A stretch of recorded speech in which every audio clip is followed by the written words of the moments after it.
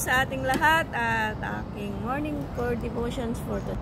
Ay babasahin ko po siya sa ang aklat ng mga taga, ang ikalawang sulat ni Pablo sa mga taga Thessalonica. Babasahin ko po is chapter 1 hanggang verse 12 po siya. So, bago ang lahat, Lord, thank you Lord for this day at thank you Lord ulit sa araw na ito na pinagkaloob mo sa akin at thank you Lord sa buhay ng aking employer, lalo na po yung aking alagang maliit.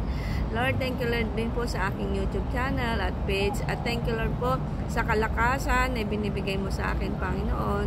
Naway ang aking ginagawa ay ito'y way sa mga nag-uumpisa, Lord. At naway, Panginoon, na lahat ng mga OFW ay ilaan ang kanilang mga holiday sa iyong paglilingkod sa kanilang buhay, Lord. At naway, Panginoon, ang makakanood ay bigyan mo sila ng heart desire na ikaw po ang unahin sa kanilang pang-araw-araw. At sa aking pamilya sa Pilipinas, Lord, I do believe na hindi maiksi ang iyong kamay na kayo po ang laging magproteksyon sa aking mga magulang, kapatid, kapitbahay, kamag-anak at sa lahat po ng manonood. In Jesus' name I pray, Amen. Alam niyo po guys, sa aking ginagawa, sa aking pagdidevotion, ang pagdidevotion po guys is ito po yung one way to connection to the Lord. Ito yung pinakamagandang habit po sa ating pang araw-araw na buhay dahil dito po tayo natututo. Ako po talaga po since po ako'y natutong magbasa, magtiyaga, kailangan po natin talaga ng tiyaga kasi hindi po lahat ng nilalaman ng Bible is madali siyang explanation. Ito'y malalim po, lalo na po sa mga nag-uumpisa. Minsan ang sasabihin nila ay ang hirap intindihin, but for us, guidance from the Lord, bibigyan po tayo ng espiritu ng obedience sa pagbabasa po. So, umpisahan ko na po ang pagbati ni Pablo, si Silvana at si Timoteo sa iglesia ng taga Thessalonica na nasa Diyos na ang ating Ama sa Panginoong Hesus. Sumasa inyo nawa ang biyaya at kapayapaan mula sa Diyos Ama at sa Panginoong Hesukristo. Pasasalamat. Dapat kaming laging magpasalamat sa Diyos, mga kapatid, dahil sa inyo'y gaya ng nararapat sapagkat ang iyong pananampalataya ay malagong lubha at ang pag-ibig ng bawat isa sa inyo'y para sa isa't isa ay nadaragdagan. Ano pat ipinagmamalaki namin kayo sa mga iglesia ng Diyos dahil sa inyong pagtitiis at pananampalataya sa lahat ng mga pag-uusig at sa mga kapighati ang inyong tinitiis. Paghatol at sa pagbalik ni Kristo. Ito ay malinaw na katibayan ng matuwid na paghatol ng Diyos upang kayo'y ariing karapat-dapat sa kaharian ng Diyos at dahil dito ay nagdurusa kayo sapagkat tunay na matuwid ang Diyos na gantihan ng kapighatian ang mga nagpapahirap sa inyo at gayon mga pinahirapan ay bigyan ng kapahingaang kasama namin sa pagkapahayag ng Panginoon Hesus mula sa langit na kasama ang kanyang mga makapangyarihang anghel na nasa nagliliyab na apoy na magbibigay ng parusa sa mga hindi kumikilala sa Diyos at sa mga hindi sumusunod sa Ebanghelyo ng ating Panginoong Hesus.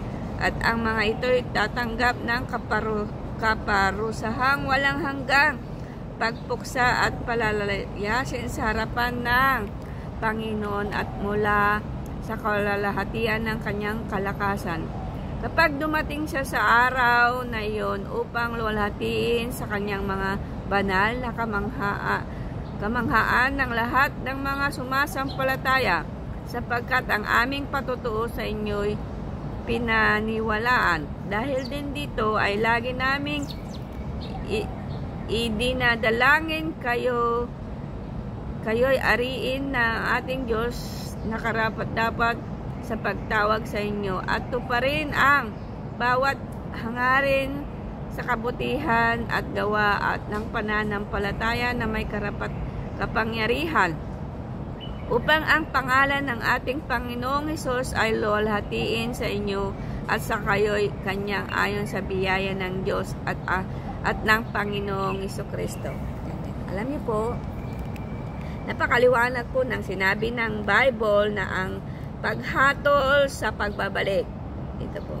Ito ay malinaw sa katibayan ng matuwid sa paghatol ng Diyos upang kayo'y ariing karapat-dapat sa kaharian ng Diyos at dahil dito'y nagdurusa kayo. Sapagkat tunay na matuwid ang Diyos sa kanyang kapighatian, mga nagpapahirap sa inyo. Sa kanyang mga pinahihirapan ay bigyan ng kapahingaan kasama namin sa pagpapahayag ng Panginoong Hesus mula sa langit na kasama ang kanyang mga makapangyarihang anghel. Ayan. At nasa nagliliyab na apoy ang pagbibigay na parusa sa mga hindi kumikilala sa Diyos, sa hindi sumusunod sa ebanghelyo ng ating Panginoon. Dito ba? Napakaliwanag dito ang sinabi na nasa nagliliyab na apoy na magbibigay ng parusa sa mga hindi kumikilala sa Diyos. Yan. Hindi sumusunod sa ebanghelyo ng ating Panginoong Hesus. So, kita nyo, napakaliwanag ang sabi ng Biblia na ang sino mang hindi sumusunod ay mapupunta sa lumiliyab na apoy.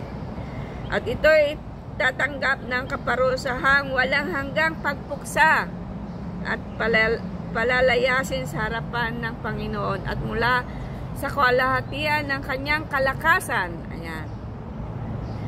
Kapag dumating siya sa araw na iyon upang lulatiin ang kanyang mga banal at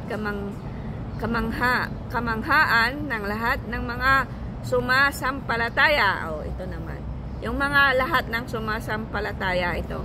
Sapagkat ang aming patutuo sa inyo ay pinaniwalaan dahil din dito ay lagi naming idadalangin kayo'y ariin ng ating Diyos na karapat-dapat sa pagtawag at tuparin ang bawat hangarin sa kabutihan at gawa ng pananampalataya na may kapangyarihan upang ang pangalan ng ating Panginoong Hesus ay luwalhatiin sa inyo at kayo'y gaya ng kanya ayon sa biyaya ng ating Diyos at ng Panginoong Hesukristo. Di po ba?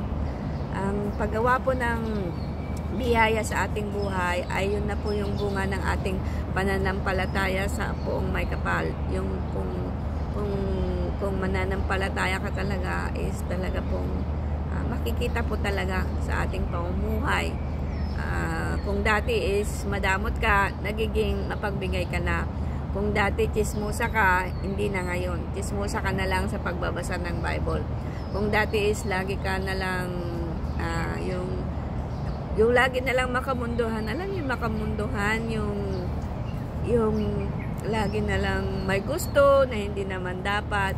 Alam niyo po, ang pagtupad ng salita ng Panginoon po is hindi po yun ganong kabilisan. Ito po ay talaga din dumadaan po yan. Parang yung pagluluto ng kanin. Alam niyo po yung pagluluto ng kanin, di ba? Hinugasan pa yan. Kung sa probinsya yung sa amin noon, yung bago mo iluto yung kanin, ginaganon sa Ilocano is tinataip muna. Yan, tinataip muna, inaalis muna yung mga palay na hindi na grind or naalis yung ipa, yung ganon. So, ganun din po hanggang sa ugasan mo yan, lutuin mo yan. Di ba? Ang ano dun pag hindi mo binantayan yung kaldera mo, di ba? Lumuluwag-lugwag. Ibig sabihin yun, hindi pa yung, kumbaga yung yung pananampalataya po natin is katulad ng kumukulo-kulo na gumaganon. Ibig sabihin, kumukulo-kulo ng ganon. Hindi pa tayo, kumakawala pa tayo. Minsan gusto natin ang salita ng Panginoon. Kung minsan gustong-gusto natin. But most of the time, ang totoong nananampalataya, kailangan, ano na siya, inin. Alam niyo yung inin, yung masarap kainin. Na yan, lutong-luto na siya. Ang tunay na may pananampalataya po ay katulad ng isang kaning, yung talagang hindi siya lata, hindi siya yung overcook ba yun? Hindi rin yung yun, hindi overcook, yung katamtama. Yun po ang aking ano sa pananampalataya. Kumbaga, talagang process po yun. Hindi po yun on the spot na I thank you Lord, sumasampalataya. Hindi po yun. Pag nasabi po natin na tayo sumasampalataya talaga sa Panginoon, hindi lang po sa ating sinasabi, kundi po nakikita po yun ng gawa. Sabi nga po sa James, faith without work is dead. So, ang ating pananampalataya dapat po ay makitaan tayo. Halimbawa na lang, pag may kapatid na tayo dito sa Hong Kong, lalo na po yung mga baguhan, i-guide po natin, instead po na ating anong tawag doon, yung take advance, lalo na po yung mga bago, kakaibiganin ng iba, tapos hiramin yung passport, mangungutang, tapos ang kawawa ang huli yung bago, kasi nga hindi alam na ang mga ano dito sa lalo na po dito sa Hong Kong guys, napakarami na pong cases yan, kaya mag-ingat-ingat po tayo sa ating mga nakakasilimuha, dahil hindi po lahat na nagsisimba ay talagang yung ang pakay po nila is mabuti.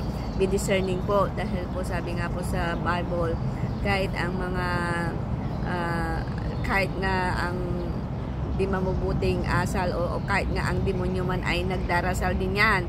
So be careful po tayo sa lahat ng ating nakakasalamuha, at huwag po nating hayaan ang ating buhay is mapunta lang po sa wala. Katulad ko pong OFW, ilaan nyo po ang iyong day off sa pagsisimba, pag-aaral ng salita ng Panginoon. Sumali po kayo talaga sa karapat-dapat na magtuturo sa inyo.